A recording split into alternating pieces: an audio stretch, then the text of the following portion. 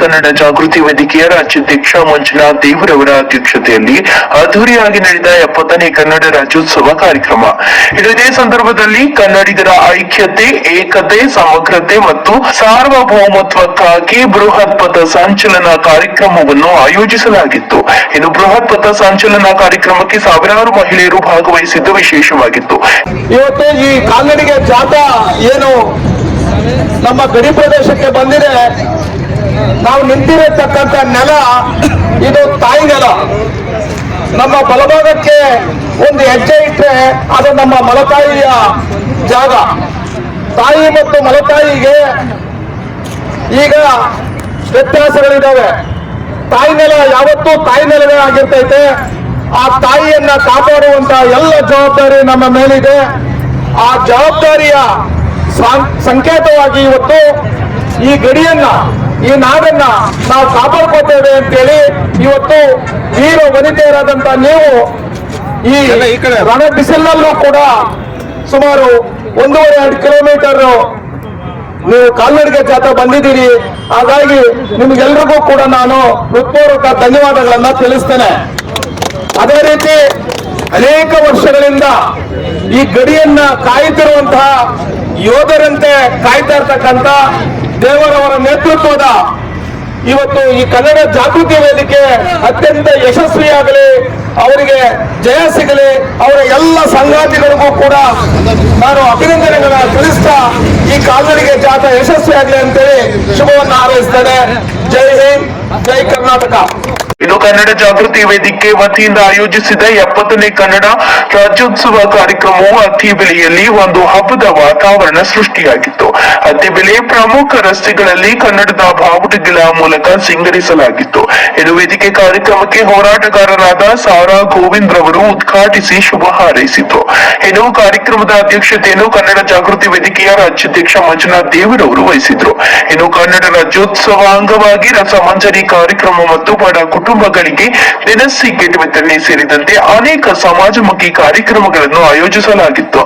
ಇನ್ನು ಕಾರ್ಯಕ್ರಮದಲ್ಲಿ ಯುವ ನಾಯಕರಾದ ಪಟಾಪಟ್ ರವಿ, ಬಿಗ್ ಬಾಸ್ 10ನೇ ಸೀಸನ್ ನ ವಿನ್ನರ್ ಕಾರ್ತಿಕ್, ಮುಖಂಡರಾದ doctor KP Venkatesh, Nagaraj Soni, chairman Ganesh, ಮಾಜಿ ರವಿ, ಅತ್ತಿಬೆಲೆ ಸೂರಿ, ಜಿಮ್ ಸುರೇಶ್, ಸಿ ಮುನಿರಾಜು, ಕನ್ನಡ ಜಾಗೃತಿ ವೇದಿಕೆಯ Kavitha, Pete Math, K Nagaraj, Inchanguru Ravi, Shrimati Vatsala, Shilpa Ullas, Usha Raghav, Saubhagya, Nagarathnamma, R Madhukumar, Guddahatti Manju, Javid Khan, BK Basheer ಮತ್ತು ಪದಾಧಿಕಾರಿಗಳು ಹಾಗೂ ಕನ್ನಡದ ಅಭಿಮಾನಿಗಳು ಭಾಗವಹಿಸಿದರು.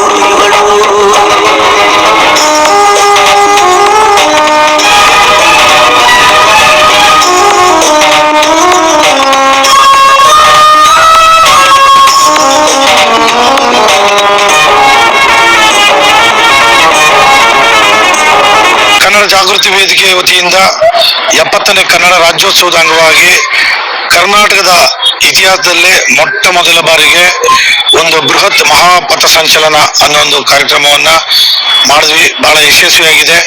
ಕಾರ್ಯಕ್ರಮಕ್ಕೆ ರಾಜ್ಯದ ವಿವಿಧ ಜಿಲ್ಲೆಗಳಿಂದ ಬಂದು ಅದರಲ್ಲಿ ವಿಶೇಷವಾಗಿ ಹೆಣ್ಣುಮಕ್ಕಳು ಹಳದಿ ಕೆಂಪು ಬಟ್ಟೆ ಧರಿಸನ್ನ ಧರಿಸಿ ಇವತ್ತು ಆ ಕನ್ನಡ ತಾಯಿ ಭುವನೇಶ್ವರಿಯ ಆ ಒಂದು ಪಾದಗಳಿಗೆ ಒಂದು ನಮನಗಳನ್ನ ಸಲ್ಲಿಸುವ ರೀತಿಯಲ್ಲಿ ಹೆಣ್ಮಕ್ಳು ಸಿದ್ಧರಾಗಿ ಬಂದಿದ್ರು. ಇವತ್ತು ಅತಿ ಬೆಲೆಯ ಪ್ರಮುಖ ಬೀದಿಗಳಲ್ಲಿ ಒಂದು ಪಥಸಂಚಲನವನ್ನ ಮಾಡಿ ಬಹಳ ಯಶಸ್ವಿಯಾಗಿ ಕೊಟ್ಟಿದ್ದಾರೆ. ಅವರೆಲ್ಲರಿಗೂ ಕೂಡ ನಾನು ತುಂಬಾ ಋಣಿಯಾಗಿರ್ತೇನೆ ಮತ್ತೆ ಧನ್ಯವಾದಗಳನ್ನು ಹೇಳಕ್ ಬಯಸ್ತೇನೆ. ಬಹಳ ಮುಖ್ಯವಾಗಿ ಇವತ್ತು ವಲಸಿಗರ ಹಾವಳಿ ಕರ್ನಾಟಕ ರಾಜ್ಯದಲ್ಲಿ ಹೆಚ್ಚಾಗಿದೆ. ಈಗ ಅದಕ್ಕೆ ಕಡಿವಾಣ ಹಾಕೋದಕ್ಕೆ ಸರ್ಕಾರಗಳು ಮೀನಾಮೇಷ ಎಣಿಸ್ತಾ ಇದೆ. ಈಗ ನಮ್ಮವರ ಮೇಲೆ ಪ್ರತಿನಿತ್ಯ ದಾಳಿ ನಡೀತಾ ಇದೆ.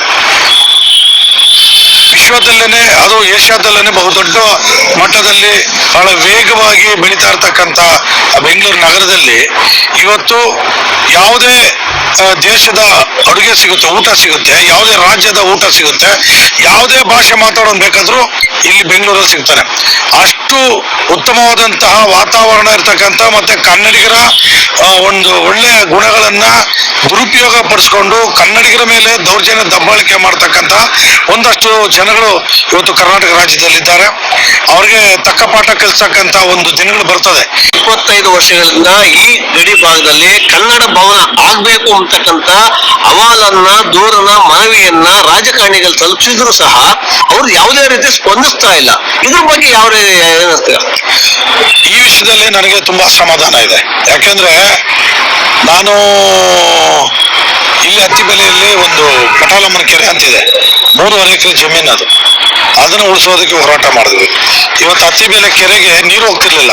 ಆ ನೀರು ಹೋಗೋದಕ್ಕೆ ಈ ರಾಷ್ಟ್ರೀಯ ಹೆದ್ದಾರಿ ಪ್ರಾಧಿಕಾರದವರು ಎಲ್ಲ ಹಳ್ಳ ತೆಗೆದು ನೀರು ಹೋಗ್ದಿದ್ದಂಗೆ ಮಾಡಿದ್ರು. ಅದಕ್ಕೆ ಅದ್ರ ಹೋರಾಟ ಮಾಡಿ ನೀರು ಹೋಗಂಗೆ ಮಾಡಿದ್ವಿ. ಇಲ್ಲಿ ಅಂಡರ್ ಪಾಸ್ ಅಂದ್ರೆ ಸುರಂಗ ಮಾರ್ಗ ಇತ್ತು, ಅಲ್ಲಿ ಮಾಡೋದಕ್ಕೆ ಅವ್ರು ಮೀನಾಮೇಷ ಎಣಿಸಿದ್ರು. ಅದಕ್ಕೆ ಹೋರಾಟವನ್ನ ಮಾಡಿದ್ವಿ.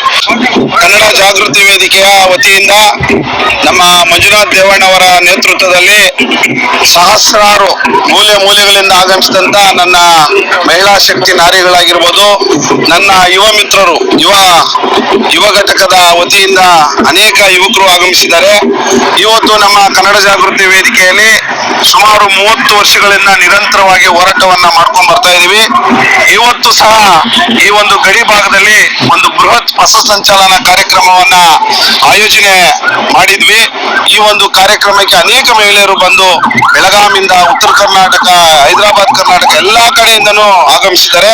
ಸಹಸ್ರಾರು ಸಂಖ್ಯೆಯಲ್ಲಿ ಮಹಿಳೆಯರು ಆಗಮಿಸಿ ಈ ಒಂದು ಬೃಹತ್ ಪಥ ಸಂಚಲನ ಕಾರ್ಯಕ್ರಮವನ್ನ ಯಶಸ್ವಿ ಮಾಡಿದ್ದಾರೆ. ಈಗ ಮತ್ತೆ ಎಲ್ಲರೂ ಊಟಕ್ಕೆ ತೆರಳಬೇಕಾಗಿದೆ. ಹಾಗಾಗಿ ಎಲ್ಲ ಬಂದಂತ ನನ್ನ ನಾರಿಯರಿಗೆ, ವಿಶೇಷವಾಗಿ ಮಾತೆಯರಿಗೆ ಧನ್ಯವಾದಗಳನ್ನ ಹೇಳ್ತಾ ಈ ಒಂದು ಕಾರ್ಯಕ್ರಮ ಒಂದು ಐತಿಹಾಸಿಕ ಕಾರ್ಯಕ್ರಮ ಅಂತ ಭಾವಿಸ್ತೀನಿ. ಯಾಕಂತ ಹೇಳಿದ್ರೆ ಕನ್ನಡ ಜಾಗೃತಿ ವೇದಿಕೆ ಪ್ರತಿ ವರ್ಷ ಒಂದೊಂದು ವಿಭಿನ್ನವಾದ ಕಾರ್ಯಕ್ರಮವನ್ನ ಮಾಡ್ಕೊಂಡು ಬರ್ತಾನೆ ಇದೀವಿ. ಇವತ್ತು ಸಹ ಒಂದು ಒಳ್ಳೆ ಕಾರ್ಯಕ್ರಮವನ್ನ ಆಯೋಜನೆ ಮಾಡಿದ್ದಾರೆ ನಮ್ಮ ದೇವಣ್ಣವರು. ಅವ್ರ ಜೊತೆಯಲ್ಲಿ ನಾವು ಬೆಳಗ್ಗೆಯಿಂದಲೂ ಸಹ ಪಥಸಂಚಲನ ಕಾರ್ಯಕ್ರಮದಲ್ಲಿ ನೆರವೇರಿಸಿದ್ವಿ. ನಮ್ಮ ಜನಪ್ರಿಯ ಶಾಸಕರಾದಂತಹ ಶಿವಣ್ಣವರು ಆಗಮಿಸಿ ಉದ್ಘಾಟನೆಯನ್ನ ಮಾಡಿ ಹೊರಟಿದ್ದಾರೆ. ಅದೇ ರೀತಿ ಅನೇಕ ಗಣ್ಯರು, ನಮ್ಮ ಅಡ್ವೊಕೇಟ್, ನಮ್ಮ ತಾಲೂಕಿನ ಅಡ್ವೊಕೇಟ್ ಅಧ್ಯಕ್ಷರಾದಂತ ನಮ್ಮ ಪಟಪಟ್ ಪ್ರಕಾಶ್ ಅಣ್ಣವರು, ಮತ್ತೆ ಅವರ ಸಹೋದರಾದಂತ ರವಣ್ಣವರು ಎಲ್ಲರೂ ಸಹ ಜೊತೆನಲ್ಲಿದ್ದಾವೆ. ನಮ್ಮ ಜೊತೆ ಒಟ್ಟಿಗೆ ನನ್ನ ಆತ್ಮೀಯ ಸ್ನೇಹಿತರಾದಂತ ಕುಮಾರು, ಮೂರ್ತಿ, ನನ್ನ ತಮ್ಮ ಹರೀಶು, ಮಧು ಮತ್ತು ಎಲ್ಲ ನಮ್ಮ ಶ್ರೀಧರ್ ಸಾರು, ಸಂತೋಷ್ ಎಲ್ಲರೂ ಸಹ ಇದ್ದಾರೆ. ವಿಶೇಷವಾಗಿ ಈ ಒಂದು ಕಾರ್ಯಕ್ರಮ ಯಾಕಂತ ಮಾಡ್ತಾ ಇದೀವಿ ಅಂದ್ರೆ ಕನ್ನಡಿಗರಿಗಾಗಿ, ಕನ್ನಡ ಏಕತೆಗಾಗಿ, ಕನ್ನಡ ಸ್ವಾಭಿಮಾನಕ್ಕಾಗಿ ಈ ಒಂದು ಕಾರ್ಯಕ್ರಮವನ್ನು ಹಮ್ಮಿಕೊಂಡಿದ್ದು. ಇನ್ನು ಸಂಜೆ ರಸಮಂಜರಿ ಕಾರ್ಯಕ್ರಮವನ್ನು ಆಯೋಜನೆ ಮಾಡಿದ್ದಾರೆ. ಸೊ ಹಾಗಾಗಿ ಮತ್ತೊಮ್ಮೆ ಎಲ್ರಿಗೂ ಸಮಸ್ತ ಅಖಂಡ ಕರ್ನಾಟಕದ ಪ್ರತಿಯೊಬ್ಬ ಪ್ರಜೆಗೂ 70ನೇ ವರ್ಷದ ರಾಜ್ಯೋತ್ಸವ ಶುಭಾಶಯಗಳನ್ನ ಹೇಳ್ತಾ ಮತ್ತೊಮ್ಮೆ ಎಲ್ರಿಗೂ ಶುಭವನ್ನು ಹಾರೈಸ್ತೀವಿ. ಈ ಒಂದು ಕಾರ್ಯಕ್ರಮಕ್ಕೆ ಭಾಗವಹಿಸಿದಂತ ಎಲ್ಲ ನನ್ನ ಯುವಕರು, ಎಲ್ಲ ನನ್ನ ಮಹಿಳೆಯರು, ಅನೇಕ ಕನ್ನಡ ಪರ ಸಂಘಟನೆಗಳು, ಅನೇಕ ಬೇರೆ ಬೇರೆ ಜಿಲ್ಲೆಗಳಿಂದ ಆಗಮಿಸಿದಂತ ಪದಾಧಿಕಾರಿಗಳಿಗೆ ನಾನು ಅನಂತ ಅನಂತ ಧನ್ಯವಾದಗಳನ್ನ ಹೇಳಲಿಕ್ಕೆ ಬಯಸ್ತಾ ಇದ್ದೀನಿ.